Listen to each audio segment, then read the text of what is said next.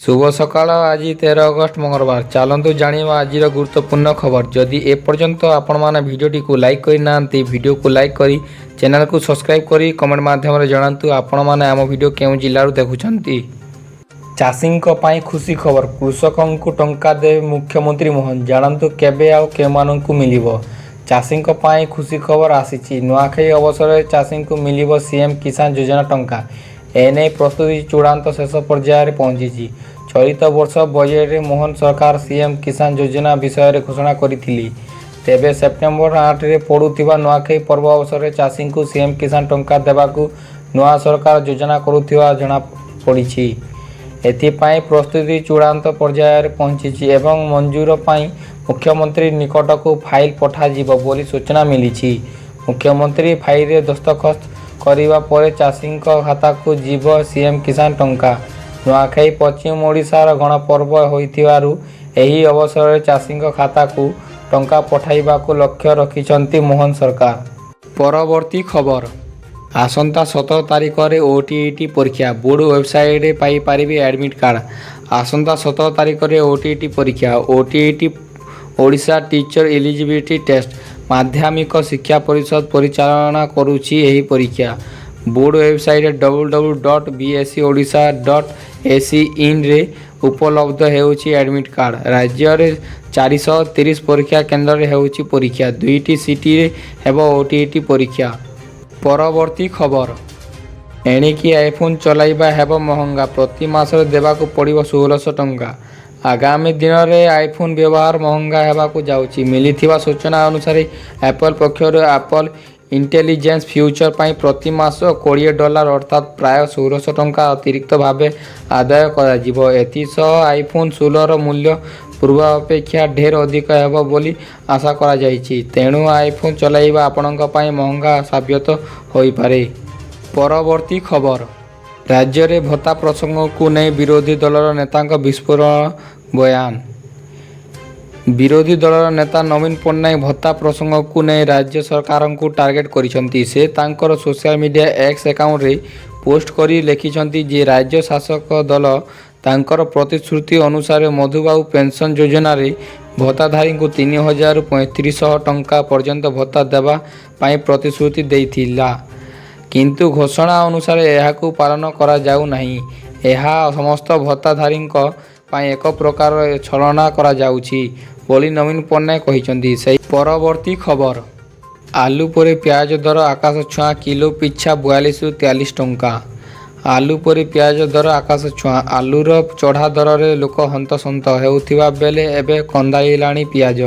किछि दिन रे 20 रु 25 दाम रे बिक्री हेउथिबा प्याज एबे 40 पार।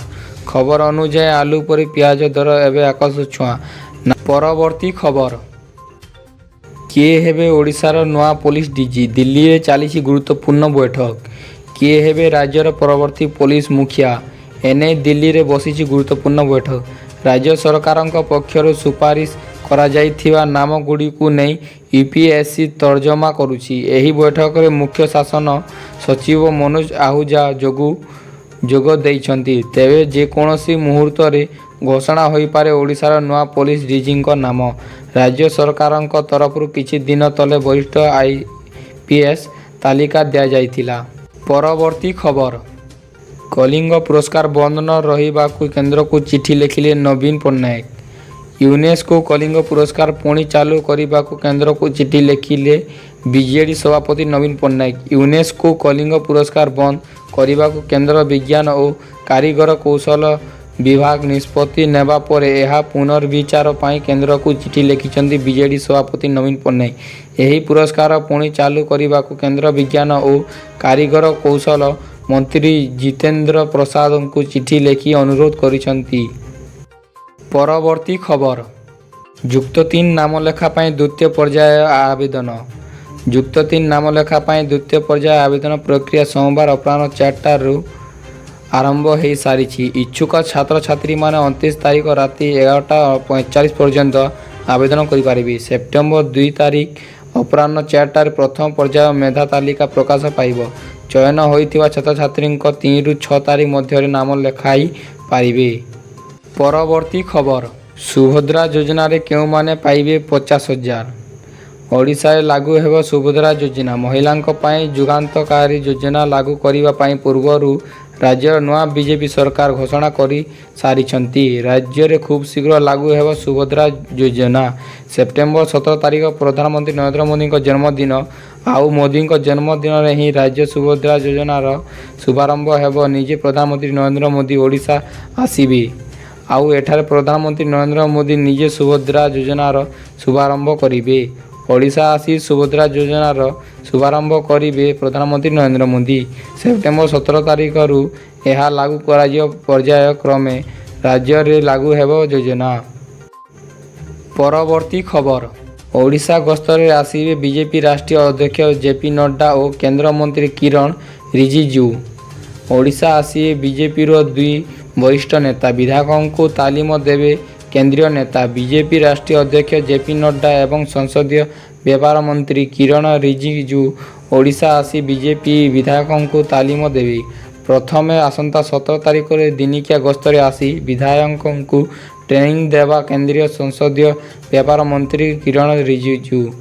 ଏହାପରେ 18 ତାରିଖରେ ବିଜେପି ରାଷ୍ଟ୍ରୀୟ ଅଧ୍ୟକ୍ଷ ତଥା ସ୍ୱାସ୍ଥ୍ୟ ମନ୍ତ୍ରୀ ଜେପି ନଡ୍ଡା ବିଧାୟକଙ୍କ ତାଲିମ କାର୍ଯ୍ୟକ୍ରମରେ ଯୋଗ ଦେବେ।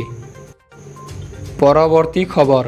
ହୀରାକୁଦ ଜଳଭଣ୍ଡାରରେ ଆଉ 4 ଗେଟ୍ ବନ୍ଦ କରାଯାଇଛି। ଏବେ 2 ଗେଟ୍ ଦେଇ ହୀରାକୁଦ ଜଳଭଣ୍ଡାରରୁ ଜଳ ନିଷ୍କାସନ କରାଯାଉଛି। ରାଜ୍ୟରେ ବର୍ଷାର ପରିମାଣ ବଢ଼ିବାରେ ଲାଗିଛି। ସେଥିପାଇଁ ହୀରାକୁଦ ଜଳଭଣ୍ଡାର ଗେଟ୍ ବନ୍ଦ କରାଯାଇଛି। ବର୍ଷା ଜଳ ଓ ଜଳଭଣ୍ଡାର ଜଳ ଯୋଗୁଁ ଚାଷୀମାନେ ହନ୍ତସନ୍ତ ହେଉଛନ୍ତି। ସେମାନଙ୍କ ଫସଲ ନଷ୍ଟ ମଧ୍ୟ ହୋଇଯାଇଛି। ସେଥିପାଇଁ ହୀରାକୁଦ ଜଳଭଣ୍ଡାର ବାମ ପାର୍ଶ୍ୱ ଓ ଡାହାଣ ପାର୍ଶ୍ୱ ଗୋଟିଏ ଗେଟ୍ ଦେଇ ଜଳ ନିଷ୍କାସନ କରାଯାଉଛି। ସକ୍ରିୟ ମୌସୁମୀ ପ୍ରଭାବ ସହ ଝାଡ଼ଖଣ୍ଡ ଓ ସଂଲଗ୍ନ ଅଞ୍ଚଳରେ ସୃଷ୍ଟି ହୋଇଥିବା ଘୂର୍ଣ୍ଣିବଳୟ ପ୍ରଭାବରେ ଉତ୍ତର ଆଭ୍ୟନ୍ତରୀଣ ଓଡ଼ିଶାର କେତେକ ସ୍ଥାନରେ ପ୍ରବଳ ବର୍ଷା ହୋଇପାରେ। ସୁନ୍ଦରଗଡ଼, ଝାରସୁଗୁଡ଼ା, ସମ୍ବଲପୁର, କେନ୍ଦୁଝର, ଦେଓଗଡ଼ ଜିଲ୍ଲାର 1-2ଟି ସ୍ଥାନରେ ପ୍ରବଳ ବର୍ଷା ହେବ। ପରବର୍ତ୍ତୀ ଖବର। ମୁଖ୍ୟମନ୍ତ୍ରୀ ଶୁଭାରମ୍ଭ କଲେ ହର ଘର ତିରଙ୍ଗା। ହର ଘର ତିରଙ୍ଗା ଅଭିଯାନର ଶୁଭାରମ୍ଭ କରିଛନ୍ତି ମୁଖ୍ୟମନ୍ତ୍ରୀ ମୋହନ ମାଝୀ। ଲୋକସେବା ଭବନ ପରିସରରେ ଜୟ ହିନ୍ଦ ଲେଖି ଅଭିଯାନ ଶୁଭାରମ୍ଭ କରିଛନ୍ତି ସିଏମ୍। ଏହି କାର୍ଯ୍ୟକ୍ରମରେ ଉପମୁଖ୍ୟମନ୍ତ୍ରୀ ପ୍ରଭାତୀ ପରିଡ଼ା, ଆଇନ ମନ୍ତ୍ରୀ ପୃଥ୍ୱୀରାଜ ହରିଚନ୍ଦନ, ରାଜସ୍ୱ ମନ୍ତ୍ରୀ ସୁରେଶ ପୂଜାରୀ, ମତ୍ସ୍ୟ ଓ ପଶୁ ସମ୍ପଦ ମନ୍ତ୍ରୀ ଗୋକୁଳ ନନ୍ଦ ମଲ୍ଲିକ ଯୋଗ ଦେଇଥିଲେ।